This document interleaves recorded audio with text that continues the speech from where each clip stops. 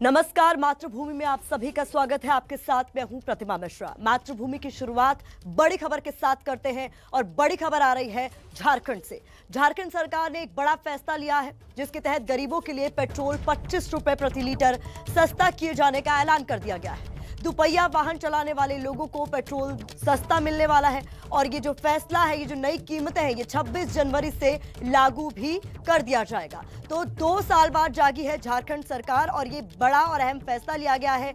मुख्यमंत्री हेमंत सोरेन ने ट्वीट भी किया है और लिखा है, पेट्रोल डीजल के मूल्य में लगातार इजाफा हो रहा है, इससे गरीब और मध्यम वर्ग के लोग सबसे ज्यादा प्रभावित हैं। इसलिए सरकार ने राज्य स्तर से दुपहिया वाहन के लिए पेट्रोल पर प्रति लीटर 25 रुपए की राहत देगी। इसका लाभ 26 जनवरी 2022 से मिलना शुरू हो जाएगा। हमारी सहयोगी निधि और ज्यादा जानकारी के साथ जुड़ गई है। निधि, एक बहुत बड़ा फैसला, लेकिन देर से जागी सरकार। ये पूरे 2 साल पूरा होने के, हेमंत सरकार को 2 साल पूरा हो गया है झारखंड में, और इसी उपलक्ष्य पर रांची में कार्यक्रम को संबोधित किया जिसमें राज्य स्तर की कई योजनाओं का ऐलान किया। और इसमें ये एक बड़ा ऐलान किया है जिसमें हेमंत सरकार की तरफ से, यानी राज्य सरकार की तरफ से, कहा गया है कि जो भी राशन कार्ड धारी हैं, जो भी स्कूटी या स्कूटर या दोपहिया वाहन चलाते हैं, उनको प्रति महीने 10 लीटर डीजल या पेट्रोल भराने की छूट दी जाएगी। यानी 10 लीटर पेट्रोल भराने के बाद उन्हें 25 रुपए उनके खाते में ट्रांसफर किया जाएगा। और ये ऐलान, यानी इसका जो निर्णय है, ये 26 जनवरी से लागू कर दिया जाएगा। तो देखिए, लंबे वक्त से डीजल और पेट्रोल को लेकर के लगातार कीमत तो बढ़ ही रहा है, और इसको देखते हुए ये ऐलान हेमंत सरकार की तरफ से किया गया है। खास तौर पर जो भी लोग झारखंड के रहने वाले हैं, राज्य स्तर के लोगों के लिए ऐलान। बहुत शुक्रिया निधि इस तमाम जानकारी के लिए। तो झारखंड में गरीबों को अब सस्ता पेट्रोल मिलेगा, ये बड़ा ऐलान किया गया है झारखंड सरकार की ओर से।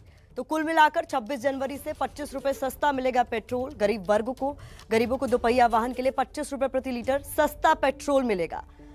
सिर्फ राशन कार्ड धारकों को ही सस्ता पेट्रोल मिलेगा, ये भी एक अहम जानकारी है। आपको बता दें कि करीब 2 साल लगे सरकार को यह ऐलान करने में।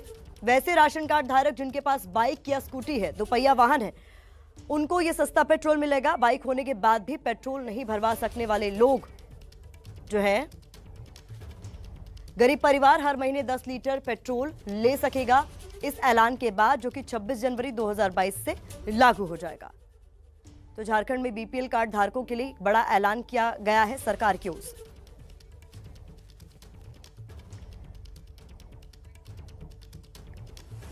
मातृभूमि की अगली बड़ी खबर का रुख कर लेते हैं। क्या प्रधानमंत्री नरेंद्र मोदी की रैली में आई भीड़ को उकसाकर कानपुर में माहौल खराब करने की साजिश रची गई थी? बीजेपी प्रवक्ता संबित पात्रा ने एक वायरल वीडियो के आधार पर जो आरोप लगाए हैं, उसके बाद यूपी की राजनीति गर्मा गई है। कल कानपुर में पीएम मोदी मेट्रो का उद्घाटन करने के लिए पहुंचे थे, जहां मोदी की रैली थी।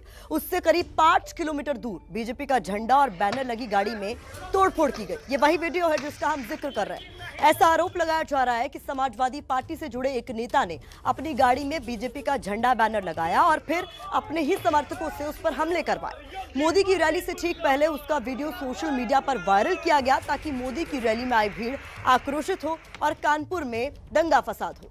पुलिस ने समय रहते ही साजिश को भांप लिया और बवाल होने से रोका। आपको बता दें, पुलिस ने इस मामले में केस भी दर्ज कर लिया है और आरोपी नेता को गिरफ्तार कर लिया गया है। जो इस मामले में गाड़ी इस्तेमाल की गई थी, उसे भी बरामद कर लिया गया है। हालांकि समाजवादी पार्टी ने इस मामले में अपनी पार्टी की भूमिका से साफ तौर पर इनकार कर दिया है। लेकिन बड़ा सवाल उठता है, क्या प्रधानमंत्री मोदी की रैली में दंगा भड़काने की कोई साजिश रची गई थी? क्योंकि इस मामले में पुलिस ने एफआईआर दर्ज की है, एक शख्स को गिरफ्तार किया जिसका समाजवादी पार्टी से कनेक्शन बताया जा रहा है, छात्र इकाई का नेता बताया जा रहा है। इस मामले में कुछ और गिरफ्तारियां भी हो सकती हैं। ये वो वायरल वीडियो है जिसके आधार पर बीजेपी नेता संबित पात्रा ने कई संगीन आरोप लगाए हैं। बताया जा रहा है कि एक गाड़ी में बीजेपी का झंडा बैनर लगाकर पूरा फसाद बड़ा करने की कोशिश की गई। नौबस्ता थाने इलाके में कल की हुई घटना के संदर्भ में कानपुर पुलिस ने अपनी जांच तेजी से आगे बढ़ाई है और इस संबंध में हमने गाड़ी, जिस गाड़ी को तोड़ा गया था, उसे हमने बरामद कर लिया है और साथ में हमने घटना से जुड़े हुए 4 लोगों को अब तक गिरफ्तार किया है। इनकी गिरफ्तारी लखनऊ से हुई है। ये हैं सुकांत शर्मा और दूसरे हैं सचिन केशरवानी, तीसरे हैं अभिषेक रावत और चौथे हैं निकेश कुमार। इन चारों की गिरफ्तारी लखनऊ से की गई है। बाकी अन्य 4 लोग हैं जिनकी गिरफ्तारी के लिए प्रयास जारी है और शीघ्र ही हम इस पूरी घटना का जो भी इससे संबंधित लोग हैं उन्हें हम गिरफ्तार करके आगे की जो विधिक कार्यवाही है उसे हम करेंगे। तो आपने सुना, पुलिस इस मामले में कह रही है कि 4 और लोगों की गिरफ्तारी हो गई है, लेकिन इस पूरे मामले की जांच लगातार जारी है। कुल मिलाकर सवाल वही कि इस मामले में क्या वाकई कोई साजिश थी। बीजेपी नेता संबित पात्रा ने जो आरोप लगाया, एक बार वो भी सुनिए। रैली के स्थान के पास इस संदेश को सोशल मीडिया के माध्यम से भेजा गया ताकि स्थानीय लोग इसे देख करके भड़क जाएंगे कि वहां दंगे आरंभ हो जाएंगे। केवल और केवल इसी उद्देश्य के साथ इस प्रकार का एक षड्यंत्र रचा गया समाजवादी पार्टी के छात्र सभा द्वारा, उनके स्टूडेंट्स विंग द्वारा। आप सोच सकते हैं, जो आदरणीय प्रधानमंत्री नरेंद्र मोदी जी ने एक सभा में कहा था, लाल टोपी मतलब खतरे की निशानी, लाल टोपी मतलब खतरा, आज ये बात बिल्कुल स्पष्ट होता नजर आ रहा है, सत्य होता नजर आ रहा है। तो बीजेपी प्रवक्ता संबित पात्रा ने सीधे सीधे आरोप लगाए समाजवादी पार्टी पे, लेकिन समाजवादी पार्टी की भी प्रतिक्रिया सामने आई है। सुनिए जरा। कल कानपुर में जो घटना घटी, गाड़ी में तोड़ फोड़ का, उसका समाजवादी पार्टी से कोई लेना देना नहीं, न ही समाजवादी पार्टी का कोई उसमें कार्यकर्ता था। संबित पात्रा जी को ये देखना चाहिए कि आज और पेपरों में क्या निकला है। देश भर के पेपरों ने ये छापा है कि कल 97,000 शिक्षक भर्ती को लेके जब उत्तर प्रदेश का पूरा युवा अपना हक मांगने हेतु राजधानी लखनऊ के सड़कों पे था, तो उस पर बर्बर लाठियां चार्ज की गई, उनका गला दबाया गया, उन्हें जेल भेजा गया। इस पर भी कुछ प्रकाश डाल पाएंगे संबित पात्रा जी? कुपात्रा भाई, कुछ इन सब कुत्सित व्यवहारों पर भी प्रकाश डालिए। जो कल कानपुर में घटना घटी है, उससे समाजवादी पार्टी के किसी कार्यकर्ता का, किसी संगठन का कोई लेना देना नहीं है। तो बीजेपी ने आरोप लगाए समाजवादी पार्टी पे, समाजवादी पार्टी ने आरोप लगाया बीजेपी पर, लेकिन इस पूरे मामले में पुलिस किस एंगल से जांच कर रही है, पुलिस को किस पर शक है, रुक कर लेते अपने सहयोगी संजय त्रिपाठी का। ज्यादा अपडेट्स के लिए संजय, इस पूरे मामले में जांच आगे कहां तक बढ़ी है और क्या कुछ निकलकर सामने आ रहा है? देखिए प्रतिमा, आरोप प्रत्यारोप का दौर भले ही चलता रहे, समाजवादी पार्टी खंडन करे कि नहीं उसके लोग नहीं मौजूद थे इस पूरी घटना में, लेकिन पुलिस की एफआईआर को देखें और पुलिस की ओर से जारी किए गए वक्तव्य को अगर देखा जाए तो साफ तौर पर समाजवादी पार्टी के लोगों ने साजिश के तहत अपनी ही गाड़ी पर हमला करवाया और उसका वीडियो बना करके वायरल किया। मकसद जो पुलिस बता रही है वो ये है कि आपस में वैमनस्य बिगड़े, समाजवादी पार्टी और भारतीय जनता पार्टी के कार्यकर्ता आपस में भिड़ जाएं, इस तरह की मंशा थी।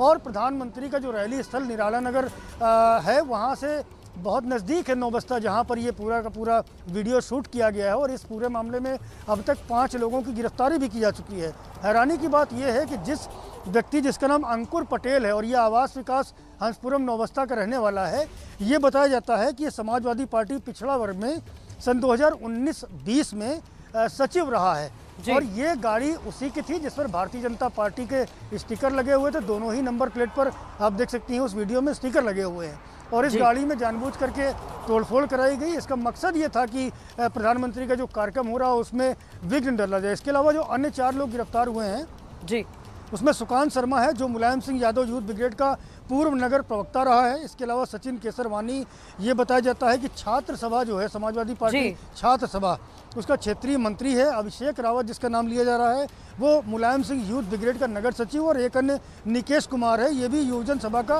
पूर्व जिला मंत्री रहा है। संजय, कुल मिलाकर ये साफ है कि समाजवादी पार्टी की ओर से कुछ भी कहा जाए, लेकिन पुलिस की एफआईआर में ये साफ है कि जिन लोगों की गिरफ्तारी हुई है उनका लेना देना समाजवादी पार्टी से ही है। ये मामला अभी शांत होता हुआ नजर नहीं आ रहा। ऐसे में जो भी अपडेट्स होंगे आगे आप तक पहुंचाएंगे। साल 2008 के मालेगांव ब्लास्ट केस में देश की सियासत एक बार फिर से गर्म हो गई है।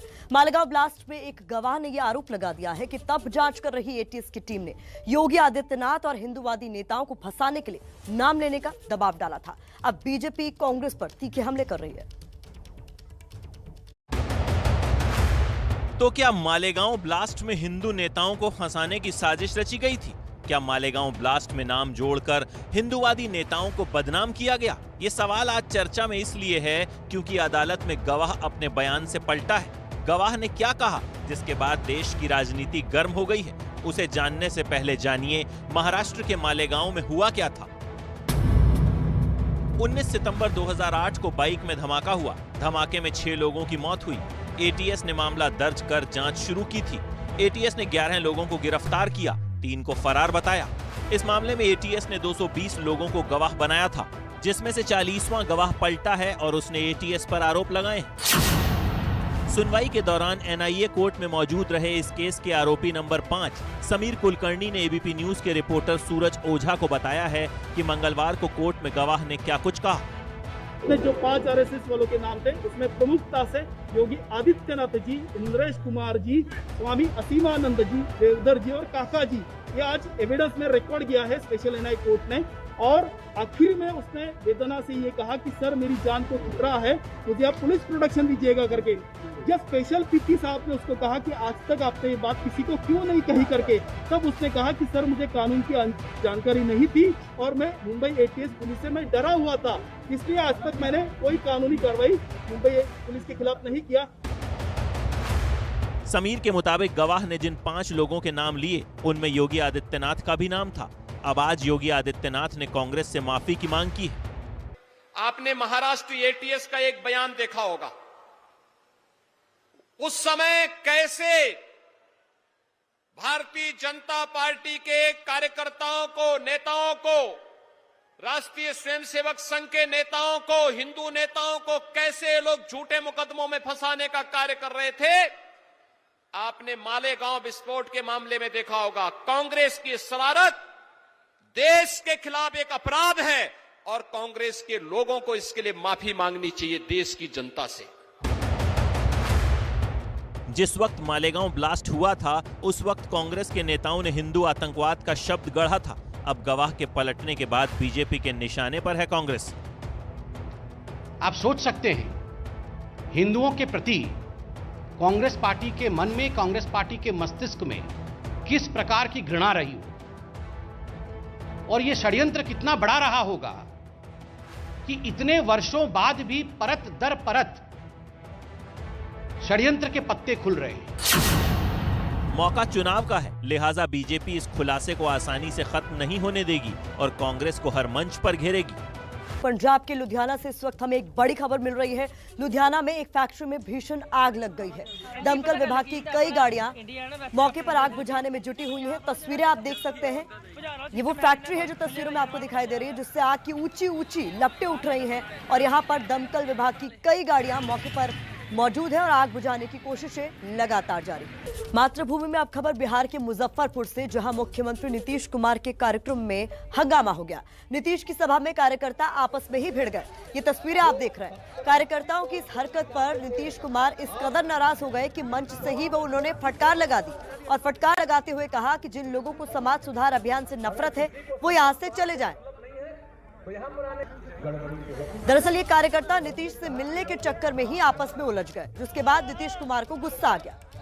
बिहार के मुजफ्फरपुर से ये तस्वीरें आई जहां पर नीतीश बोल रहे थे और उसी दौरान उनके कार्यकर्ता उनसे मिलने की होड़ में आपस में ही उलझ गए, जिस पर नीतीश कुमार खूब गुस्सा भी हुए।